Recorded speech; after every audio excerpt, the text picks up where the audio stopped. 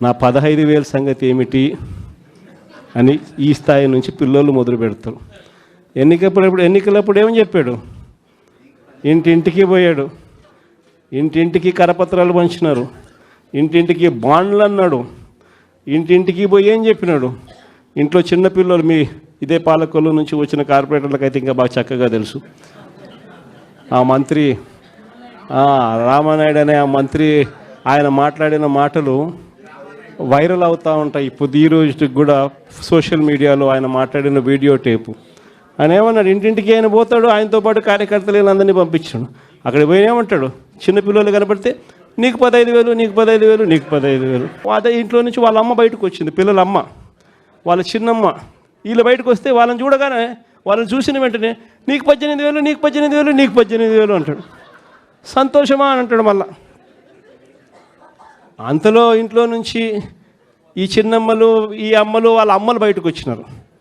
వాళ్ళని చూడగానే నీకు 50 ఏళ్ళ వయసు కదా, మీకు 48,000, నీకు 48,000, నీకు 48,000 అన్న మొదలుపెట్టినాడు. అంతటితో ఆగల. ఇంట్లో నుంచి 20 ఏళ్ళ పిల్లోడు వస్తే ఇట్లా చూసి నీకు 36,000, నీకు 36,000, నీకు 36,000 సంతోషమా అన్నాడు. అంతటితో ఆగల. ఆ ఇంట్లో నుంచి ఒక రైతు బయటకు వచ్చినట్టు కండువా కప్పుకొని, రైతు అని చెప్పి ఎప్పుడైతే చూశాడో నీకు 26,000, నీకు 26,000, నీకు 26,000 అన్న మొదలుపెట్టాడు. ఇలా మనం చెప్పిన దానికన్నా కూడా 3 ఇంతలు 4 ఇంతలు ఎక్కువగా ఇస్తాము అని చెప్పి ప్రతి ఇంటికి కూడా వీళ్ళు చెప్పిన మాటలు వీళ్ళను వెంటాడుతూనే ఉంటాయి. ఏ ఒక్కరింటికి వీళ్ళు వెళ్ళలేని పరిస్థితి రాష్ట్రంలో ఈరోజు నెలకొని ఉంది. ఒకవైపున ఇలాంటి రాజకీయ పరిస్థితులు ఒకవైపున ఉన్నాయి. మాట మీద నిలబడని రాజకీయ నాయకుడు ఈరోజు రాష్ట్రంలో ముఖ్యమంత్రి హోదాలో ఉన్నాడు. మాట ఇస్తే ఆ మాట తప్పడం కోసమే, ఆ మాట అంటే వెన్నుపోటు పొడవడమే అని చెప్పి డెఫినేషన్ ఇస్తూ రాజకీయాలు చేస్తూ ఉన్న వ్యక్తి ఈరోజు ముఖ్యమంత్రి స్థానంలో కూర్చొని ఉన్నాడు. మరోవైపు రాష్ట్రంలో ఏది కూడా పట్టించుకునే పరిస్థితి లేదు. ఈరోజు స్కూళ్ళన్నీ కూడా నిర్వీర్యమైపోయిన పరిస్థితి కనిపిస్తుంది. ఇంగ్లీష్ మీడియం బడులు గాలికి ఎగిరిపోయిన పరిస్థితులు. గోరుముద్ద అన్న పథకం ఈరోజు కనీసం తినడానికి ఇబ్బందికర పరిస్థితులు పిల్లలు ఉన్న పరిస్థితులు. ఈరోజు ఆ పథకం వెళ్ళిపోయిన పరిస్థితి. నాడు నేడు పనులు ఆగిపోయిన పరిస్థితులు. పిల్లల చేతుల్లో ట్యాబులు పెట్టి 8వ తరగతికి వచ్చేసరికి చిక్కటి చిరునవ్వుతో పిల్లలు కనిపించే పరిస్థితి ఈరోజు తెరమరుగైపోయింది. అమ్మఒడి అనే పథకంతో పిల్లలను ప్రోత్సహిస్తూ బడులకు పంపించే తల్లులకి ఈరోజు కనీసం పలకరించే పరిస్థితి కూడా లేని పరిస్థితిలో బడులు తయారయ్యాయి. మరోవైపున పేదవాడి వైద్యం గురించి కనీసం ఆలోచన చేసే పరిస్థితిలో కూడా ఈ ప్రభుత్వం లేదు.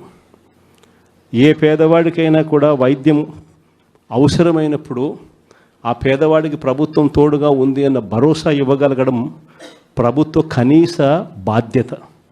అలాంటిది ఆరోగ్యశ్రీకి ప్రతి నెల కనీసం నెలకు 300 కోట్ల రూపాయలు ఖర్చు అవుతుంది. ఈ ప్రభుత్వం వచ్చి 12 నెలలు. ఆరోగ్యశ్రీ బిల్లులు ఇప్పటికే 3,600 కోట్లు దాటాయి.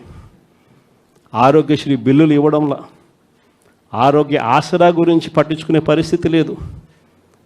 ఆరోగ్యశ్రీ బిల్లులు ఇవ్వక, ఆరోగ్య ఆసరా గురించి పట్టించుకోక, ఈరోజు ఏ పేదవాడైనా కూడా వైద్యం కోసం ఏదైనా హాస్పిటల్కి పోతే ఆ హాస్పిటల్లో ఈరోజు డాక్టర్లు పేదవాడికి వైద్యం అందించే పరిస్థితిలో లేరు. డబ్బులు కడితేనే వైద్యం అందిస్తాము అని చెప్పి ఈరోజు పేదవాడిని డబ్బులు కడితే తప్ప వైద్యం అందని పరిస్థితిలోకి అప్పుల పాలు చేస్తూ ఉన్న పరిస్థితి ఈరోజు రాష్ట్రంలో.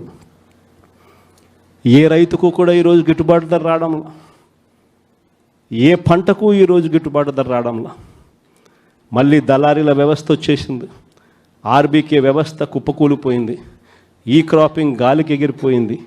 ఉచిత పంటల బీమా కంటికి కనపడకుండా తెరమరుగైపోయింది. పంటలు ఏదైనా వరదలు వచ్చినా, నష్టం వచ్చినా వెంటనే సీజన్ ముగిసేలోగానే ఆదుకునే ఇన్పుట్ సబ్సిడీ కార్యక్రమం సీజన్లు ముగుస్తూ ఉన్నా కూడా పట్టించుకోలేని పరిస్థితి.